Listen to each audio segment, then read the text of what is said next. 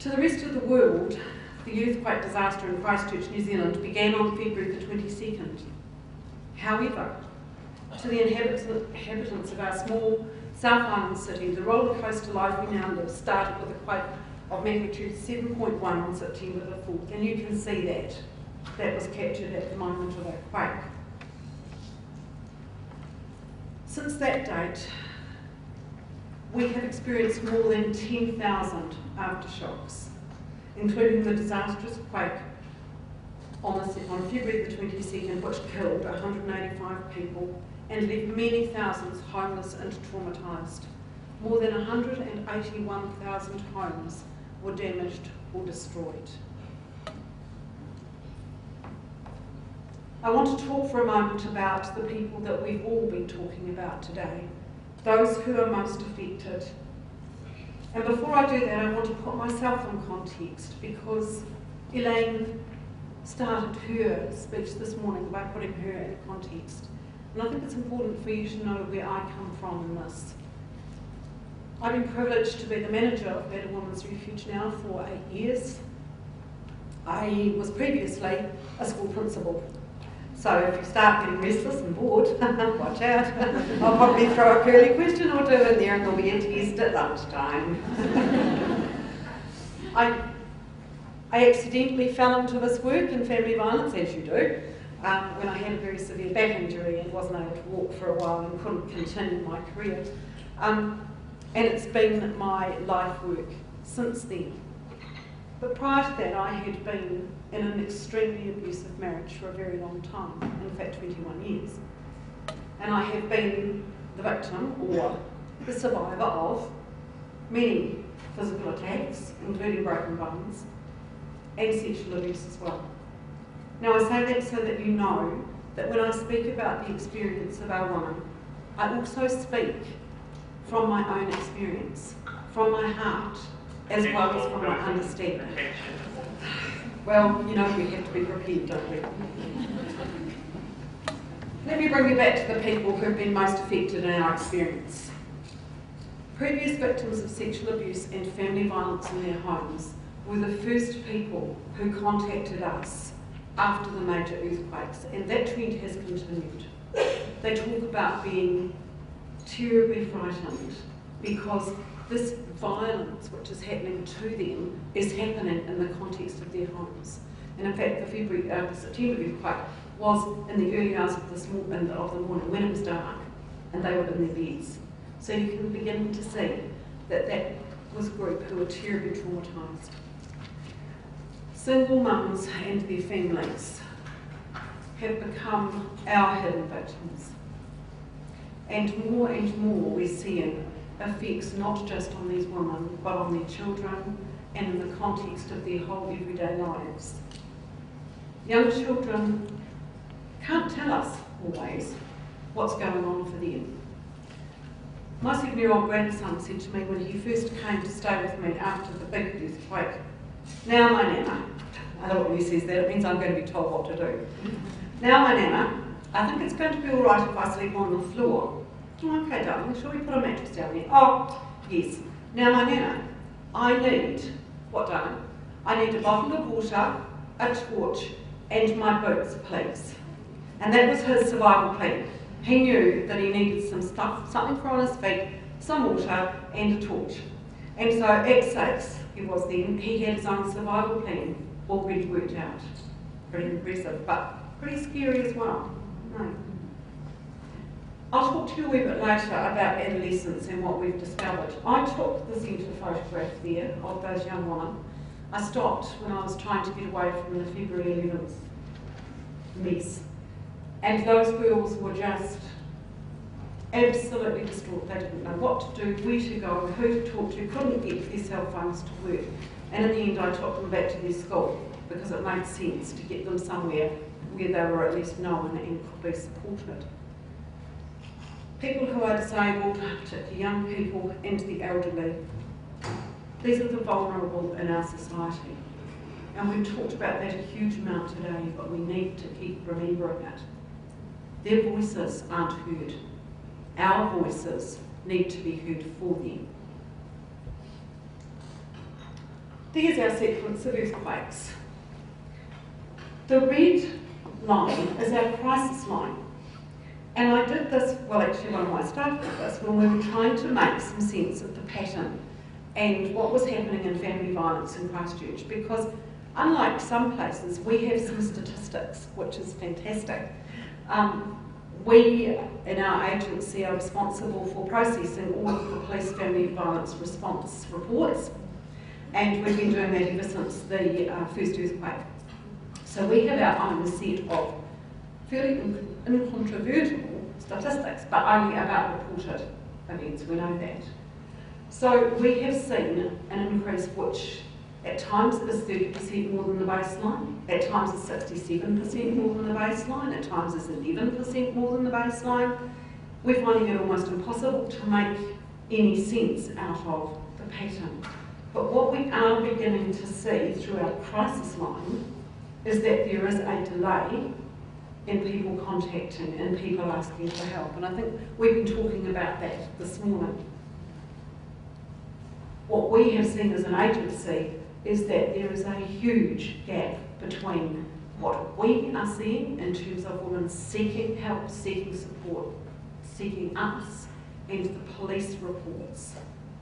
And a lot's been talked about that today. Some of our experience was that many police came and helped us from all sorts of different places, and our own systems weren't followed through, so that was one thing that happened. But also that for many police officers who were attending crisis calls of a domestic violence nature at the time, they were not used to doing this crisis work, and very often we would find that the charges laid would be something like willful damage, or trespass, or any common assault, anything other than the domestic violence or family violence situation that was actually facing us.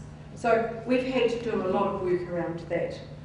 We're lucky also that we've got work done by Ros Houghton, who has done research post-disaster right throughout New Zealand over the last few years. So we knew to expect an increase in violence, and we knew to expect some sort of pattern of delay. We just didn't expect it to be as random and as difficult to plan for as it has been. What we know is that there has been a huge increase in numbers of people seeking support. There has been a very high increase in severity of the issues coming forward.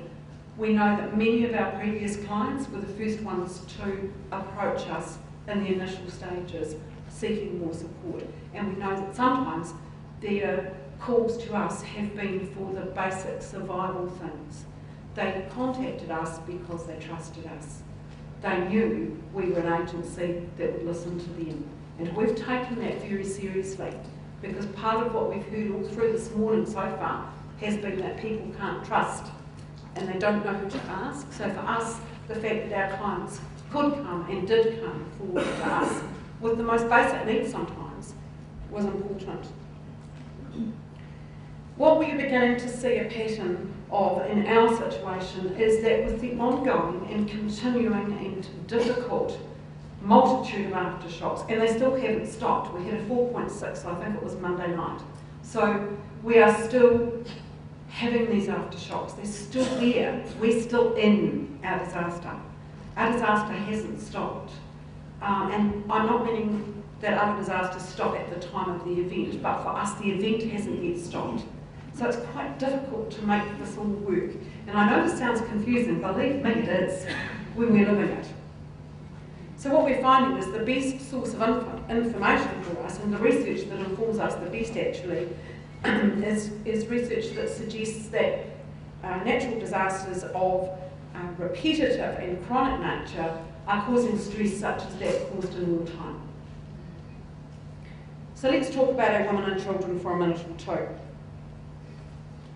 How did this affect them? Well, we've been a lot today down the track of looking at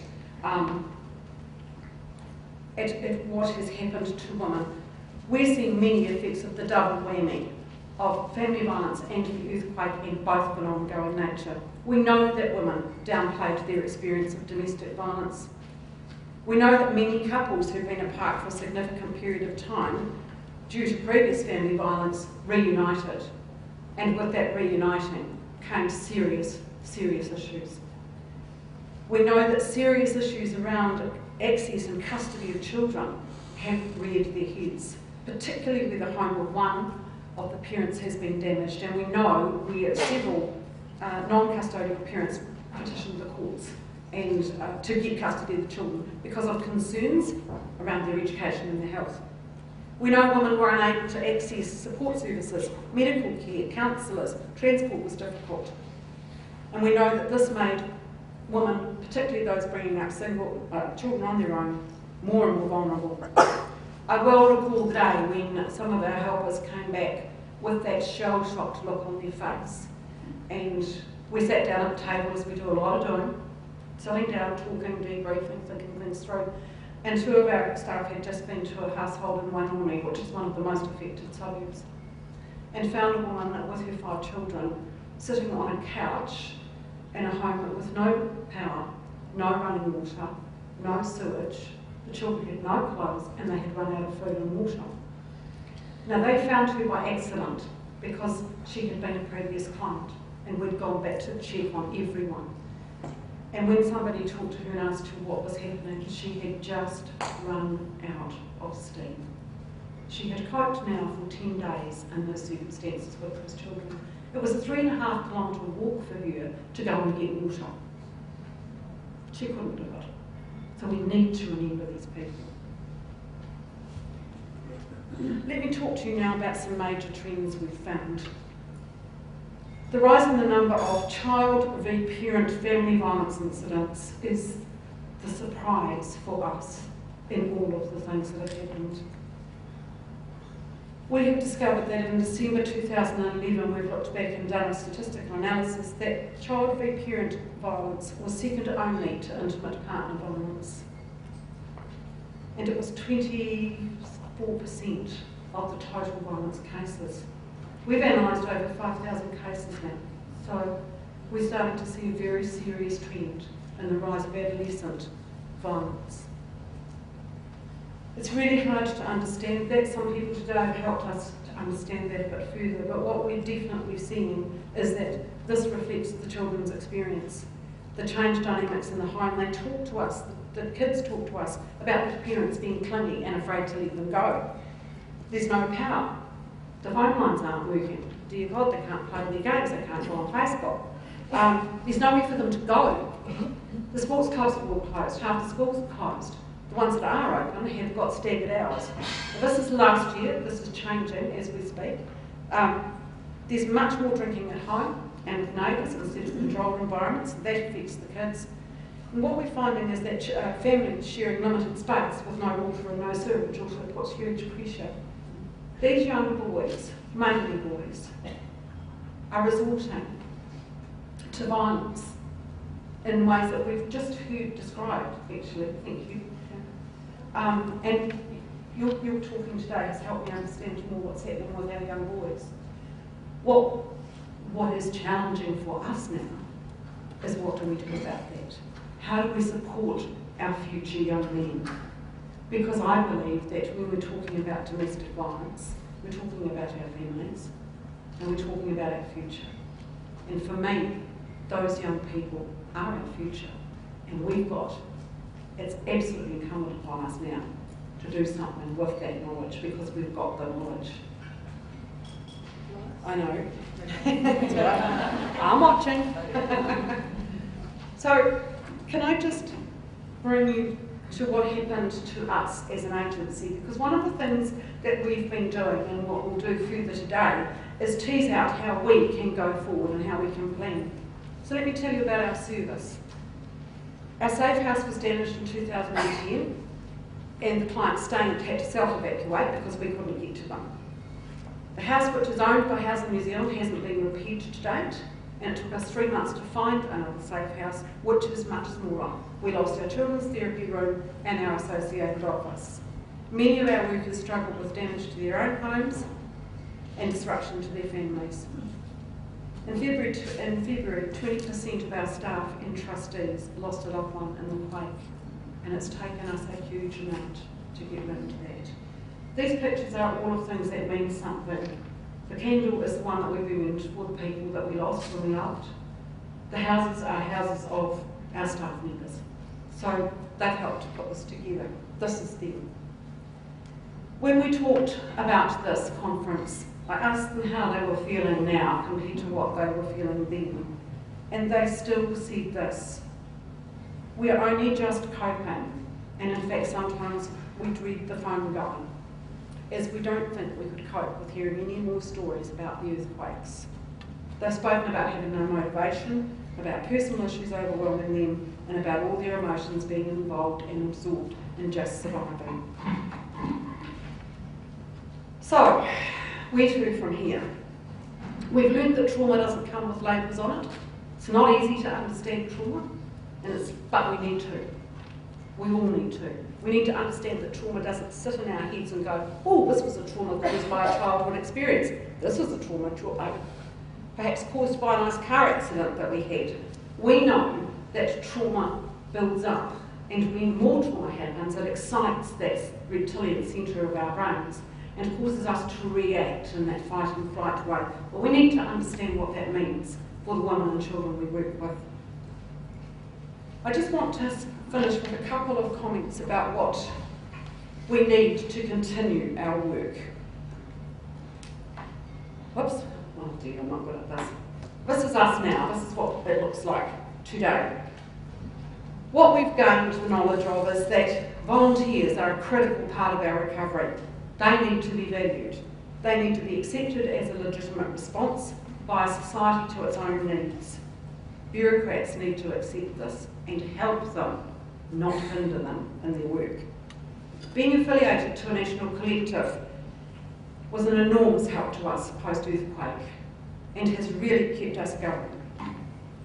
The most critical factor for us in being able to maintain the services was the relationships we had with other NGOs and government departments before the quake. The level of trust that we had already established made all of the difference. A couple of things that I'd like to recommend. We've talked about how important it is for women to have spaces that are safe for them. We need to recommend that small, in some cases women-only shelters be set up for victims of natural disasters where it's possible, so that women have somewhere to feel safe. We've asked that government departments make emergency funding immediately available, but we also want to say something about that.